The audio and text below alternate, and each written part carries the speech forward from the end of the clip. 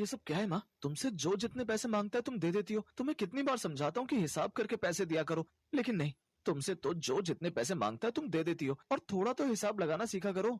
बेटा, अब जो भी मुझसे पैसे मांगेगा वो झूठ क्यों कहेगा? जिसका जितना हिसाब बनता होगा वो उतना ही तो मांगेगा ना। जबलपुर में रहने वाली विमला अनपढ़ थी और उसकी इसी बात का फायदा सब उठाते थे। वो उसे अक्सर कम कीमत का सामान महंगा बेचकर चले जाते थे। जब उसके पढ़ने लिखने की उम्र थी तब उसके माता पिता ने उसकी शादी करवा दी थी। ऐसे ही समय बीता। फिर विमला ने अपने बेटे की शादी जिया नाम की एक पढ़ी लिखी खूबसूरत लड़की से करवा दी। लेकिन शादी के बाद कुछ ही दिनों में अपनी सास के घर चलाने के तरीके को देख जिया हैरान रह गई।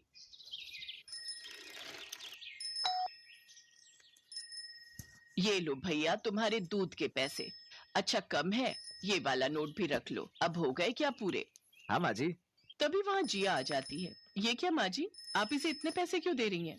अरे ये बहू रानी तो हमारा भांडा फोड़ देगी। एक काम करता हूँ, पतली गली से निकल लेता हूँ। रुकिए भैया, ये दूध कितने रुपए किलो देते हो? जी जी, वो जी 60 रुपए किलो। 60 रुपए किलो के हिसाब से तुम्हारे टोटल 30 दिन के 1800 रुपए हुए। फिर ये माँ जी से 1200 रुपए एक्स्ट्रा क्यों लिए? इसका मतलब तुम हमेशा से माँ जी को ऐसे ही लूटते हो। अगर आज मैं ना देखती तो तुम तो फिर से उन्हें ऐसे ही लूटते। चलो अब जल्दी से 1200 रुपए वापस करो। वो बीबी जी गलती हो गई, ये लो आपके पैसे। दूध वाला उसे बाकी पैसे वापस कर देता है। ये मुआ मदन मुझे इतने सालों से बेवकूफ बनाता रहा। मैं ठहरी अनपढ़, इसलिए ये मुझे बेवकूफ बनाता रहा।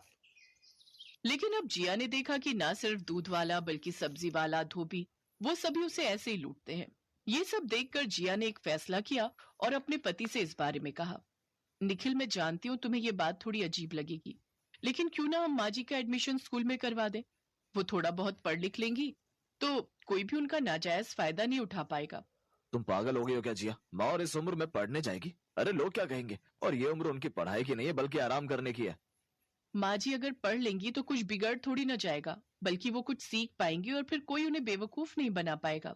निखिल इस बात के लिए मान जाता है, जिसके बाद वो दोनों विमला से इस बारे में बात करते हैं। ये तू कैसी बातें कर रही है बहू? इस उम्र में मैं स्कूल जाऊंगी, सब लोग मेरा बहुत मजाक उड़ाएंगे। माँ जी कुछ भी सीखने की कोई उम्र नहीं होती, आप तो बस अब अपनी पढ़ाई में मन लगाओ। जिया अपनी सास को मना लेती है। अगले दिन जाकर वो अपनी जान पहचान के स्कूल में बात करके अपनी सास का एडमिशन करवा देती है और अपनी सास के लिए स्कूल यूनिफॉर्म लेकर आती है और उन्हें पहनने को देती है। नहीं बहू, मैं ये कपड़े पहनकर नहीं जा सकती, मेरे लिए तो ये साड़ी ही ठीक है। देखो माँ जी, अगर आप साड़ी पहनकर जाओगी तो बच्चे आपको स्टूडेंट नहीं टीचर समझेंगे, और स्कूल के कुछ नियम होते हैं जो आपको भी मानने चाहिए। हर स्टूडेंट को यूनिफॉर्म पहननी पड़ती है। ये लीजिए आपका स्कूल बैग और ये टिफिन, सारा लंच फिनिश करके ही आना, ओके? हाँ हाँ मेरी माँ। यूनिफॉर्म पहनकर जब विमला स्कूल के लिए जा रही होती है तो मोहल्ले की औरतें उसका मजाक उड़ाने लगती है। अरे वो देखो, बूढ़ी घोड़ी लाल लगाम, नाती पोतों को स्कूल भेजने की उम्र में खुद स्कूल जा रही है। अरे इस उम्र में पढ़कर क्या करेगी अब, गंवार कहीं की। उनकी बातें सुनकर विमला को बहुत बुरा लगता है और वो वापस घर की तरफ जाने लगती है। लेकिन उसकी बहू उसका हाथ पकड़कर हिम्मत देते हुए कहती है, माँ जी आज आपका स्कूल का पहला दिन है और आप वो पहला दिन मिस नहीं कर सकती। मैंने कहा ना आपको, किसी की बातों पर ध्यान नहीं देना है। जिया विमला को स्कूल ले जाती है। स्कूल पहुंचकर सभी छोटे छोटे बच्चे विमला को देख उस पर हंसने लगते हैं। दादी अम्मा कहाँ चली? सब बच्चे उसे देख हंसने लगते हैं। कुछ देर बाद क्लास टीचर आती है और विमला को देखकर कहती है, अम्मा आप यहाँ क्या कर रही हैं? अगर अपने पोते या पोती को छोड़ दिया हो तो अब आप जा सकती हैं। बच्चों के साथ यूं रिश्तेदारों को क्लास में बैठना अलाउ नहीं है।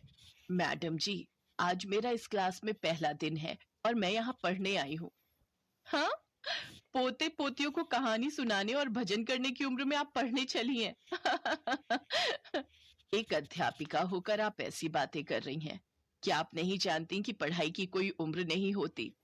ये सुनकर टीचर को अपनी गलती का एहसास होता है और वो विमला से अपने किए की माफी मांगती है। साथ ही सब बच्चे भी ये सुनकर चुप हो जाते हैं। अब वो सभी उसके साथ अच्छे से व्यवहार करने लगते हैं। घर आकर जिया अपनी सास से पूछती है, तो माँ जी कैसा रहा आज आपका स्कूल में पहला दिन? मेरा स्कूल का पहला दिन बहुत अच्छा गया बहू, और मैंने बहुत कुछ नया सीखा। कई बच्चे मेरे दोस्त बन गए और उन सब ने मेरे साथ अपना टिफिन भी शेयर किया और हम सब ने लंच में खूब मस्ती भी की। मैंने उन्हें कहानियां भी सुनाई। सच में बहुत मजा आया स्कूल जाकर। और ये सब सिर्फ तुम्हारी वजह से हो पाया है बहू। मैं बहुत किस्मत वाली हूँ जो मुझे ऐसी बहू मिली। अब विमला का मन पढ़ाई में लगने लगता है। साथ ही घर में उसकी बहू भी पढ़ने में उसकी मदद करती। विमला को अपनी बहू पर गर्व था जिसकी वजह से उसका समाज में सर ऊपर हो गया।